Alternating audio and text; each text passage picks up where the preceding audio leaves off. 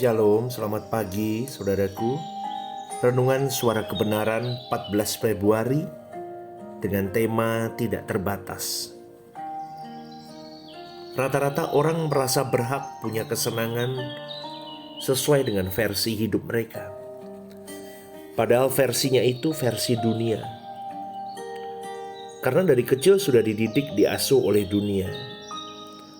Jadi kalau kita belum memindahkan hati ke surga, artinya kita belum rohani, saudaraku. Maka proses perubahan itu harus berlangsung sejak kita hidup di dunia ini. Hati kita sudah harus di surga sebelum kita menginjakkan kaki ke surga. Bangsa Israel itu kalau hatinya di tanah Kanaan, di tanah yang Allah janjikan kepada Abraham, pasti mereka tidak akan pernah mengomel di perjalanan ketika mereka keluar dari tanah Mesir. Namun kita dapat melihat di dalam 1 Korintus 10, ternyata mereka mengingini hal-hal yang jahat, sehingga banyak di antara mereka atau sebagian besar mereka tewas di padang gurun. Mengapa, saudaraku? Karena mereka mengingini hal-hal yang jahat. Artinya, mengingini apa yang Tuhan tidak kehendaki untuk diingini, apapun itu. Semakin hari kita harus semakin ekstrim positif. Memang justru itu yang wajar bagi kita sebagai umat pilihan, saudaraku. Jangan kita melihat segala sesuatu yang Tuhan tidak ikut menikmatinya. Jangan mengingini apapun yang Tuhan tidak suka kita mengingini hal itu. Memang itu semua berat, bahkan sangat berat. Apalagi bagi anak muda. Tetapi kalau suatu hari nanti kita melihat kemuliaan Allah, keagungan dan keindahan kerajaan surga, saudaraku, maka kita tidak akan pernah menyesal melepaskan apapun dan seberat apapun yang kita lalui hari ini ketika kita masih hidup di bumi.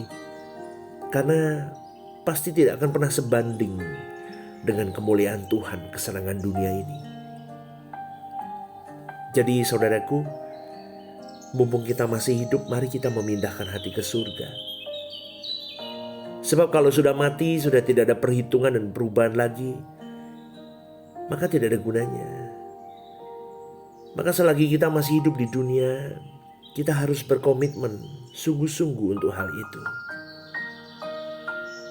Alkitab berkata, kamu sudah mati, hidupmu tersembunyi bersama dengan Kristus di dalam Allah. Orang Kristen yang benar ditandai dengan tidak mengharapkan kebahagiaan dari dunia ini. Tetapi kita tetap bisa menikmatinya. Kalau kita masih mengharapkan kebahagiaan dari dunia ini, itu gejala kita masih bisa berkhianat kepada Tuhan. Masih gejala karena Tuhan masih memberi kesempatan. Maka berubahlah, saudaraku, mumpung ada waktu. Kita tidak akan pernah rohani kalau kita tidak pindahkan hati kita ke surga. Karena banyak orang yang perhitungan dengan Tuhan. Mereka tidak berani boros untuk Tuhan, tetapi mereka berani boros untuk diri sendiri. Seringkali untuk Tuhan hanya diberi yang remah-remah. Orang seperti ini tidak pernah sungguh-sungguh memberikan segenap hidupnya untuk Tuhan.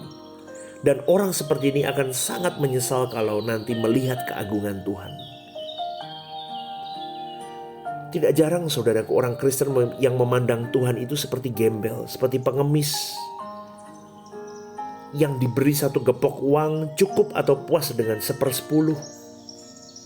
Padahal, saudaraku, kalau kita memberi 99% dalam hidup kita pun masih kurang.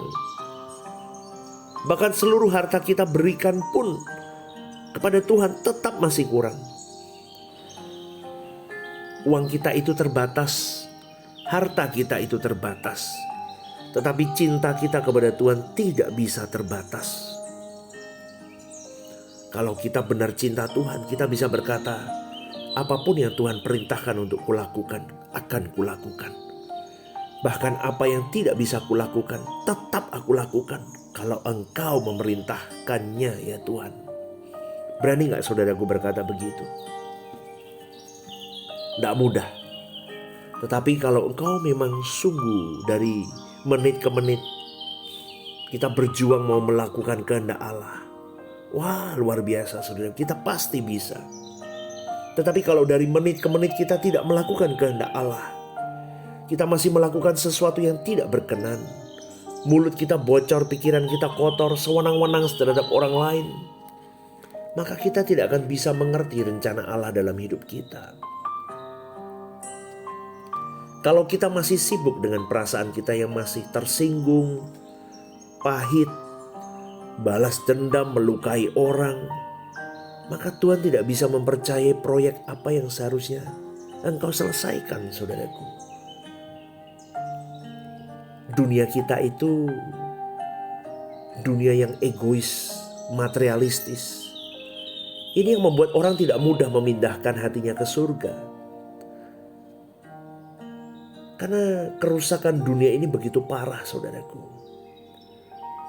Dan banyak sekali manusia yang melacurkan dirinya kepada dunia ini. Itu yang saya sebut dengan perzinahan rohani yang mengkhianati Tuhan berkali-kali dalam hidup kita. Saudaraku, hidup kita itu fragile, rentan sekali. Berjuanglah sungguh-sungguh sampai pada titik nadirmu, titik habis-habisanmu. Kau harus benar-benar, saudaraku, memiliki cinta kepada Tuhan yang tidak terbatas. Sehingga ketika engkau suatu hari nanti berhadapan di hadapan Allah,